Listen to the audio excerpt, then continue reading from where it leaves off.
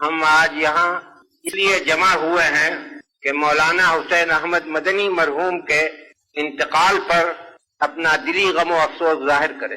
مولانا مرحوم نے ملک کی جو شاندار خدمتیں کی ہیں ان کی بڑی قدر و قیمت ہے، اور وہ اس درجہ شاندار ہیں کہ ہم انہیں فراموش نہیں کر سکتے۔ ابھی ان کی عمر بہت چھوٹی تھی کہ ان کے والد اپنے وطن فیض آباد کو چھوڑ کر حجاز چلے گئے، اس خیال سے کہ اپنی زندگی کے آخری دن مدینہ منورہ میں بسر کریں۔ یہ بھی ان کے ساتھ چلے گئے۔ جو لوگ حجاز چلے جاتے ہیں ان میں اکثر ایسے ہوتے ہیں کہ جو اپنے گزارے کے لیے وہاں کے جو کچھ اوقاف ہیں اس پر اعتماد کرتے ہیں، لیکن ان کے خاندان نے ایسا نہیں کیا۔ انہوں نے وہاں مدینے میں بساتی کی ایک دکان کر لی تھی، اور اس سے جو آمدنی ہوتی تھی اس سے اپنے خاندان کا گزارا چلاتے تھے۔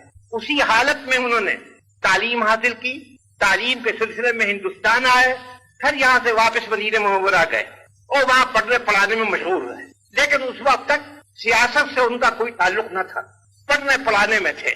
سن 1916 میں جب مولانا محمود الحسن دیوبندی مرحوم حجاز گئے تو یہ وہ زمانہ تھا کہ آپ لوگوں کو یاد ہوگا کہ شریف مکہ برٹش گورنمنٹ سے مل کر بغاوت کا انتظام کر رہا تھا۔ چنانچہ ان کی موجودگی میں شریف نے بغاوت کا جھنڈا بلند کیا۔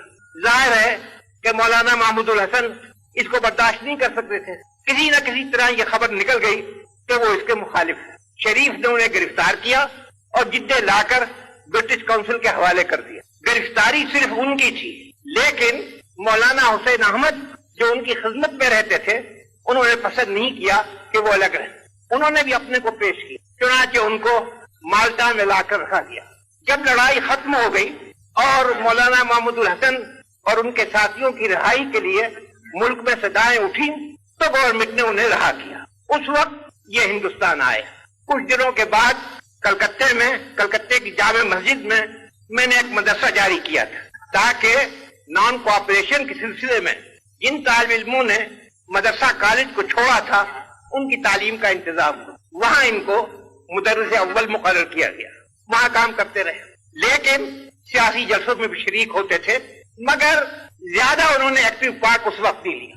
لیکن سن 1930 کے بعد انہوں نے اپنے تئیں آزادی کی لڑائی کے لیے وقف کر دی، اور کانگریس کی کوئی تحریک ایسی نہیں ہوئی کہ جس میں انہوں نے مردانہ وار حصہ نہ لیا ہو اور شاندار قدم نہ اٹھایا۔ بار بار وہ جیل میں گئے، بار بار انہوں نے قید و بند کی تکلیفیں جھیلی، مگر ان کی پیشانی کو بل نہ آیا۔ اس سے بھی بڑھ کر جو چیز یاد رکھنے کے قابل ہے وہ مصیبتیں ہیں جو انہوں نے لیگیوں کے ہاتھوں سے اٹھائی۔ سن 45 میں جب الیکشن ہوا تو کانگریس کے امیدوار بھی کھڑے کیے گئے۔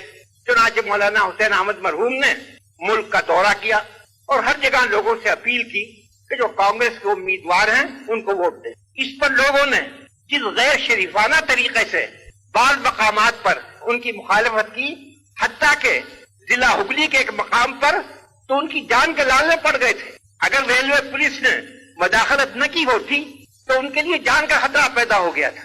آپ کو یاد ہوگا کہ اس زمانے میں لیگیوں نے یہ کیا تھا کہ عوام کو دھوکہ دے کر مذہبی پاگل پن اجاگر کیا جائے، اور جاہلوں میں جب مذہبی پاگل پن پیدا ہو جائے تب اس کی کوئی حد نہیں ہوتی۔ ان کو مقابلہ کرنا پڑا، لیکن یہ اپنی جگہ پہاڑ کی طرح قائم رہے، ایک منٹ کے لیے ان کی استقامت میں تزلزل نہیں۔ پھر اس کے بعد یو پی کا انہوں نے دورہ کیا، وہاں بھی بعض مقامات میں پتھر پھینکے گئے، لیکن وہ اسی طرح اپنی جگہ قائم رہے، اور جو انہوں نے روش اختیار کر لی تھی اور جس کو وہ اپنا ایمان سمجھتے تھے اس پر برابر قائم رہے، اور آخر میں دنیا سے گئے تو اسی یقین اسی استقامت کے ساتھ گئے۔ ان کی ذات بہت مغتنم تھی، ان کا انتقال ایک قومی نقصان ہے، اور مجھے یقین ہے کہ آپ سب لوگوں کے دل میرے ساتھ ہوں گے جب میں یہ کہتا ہوں کہ ہم ان کی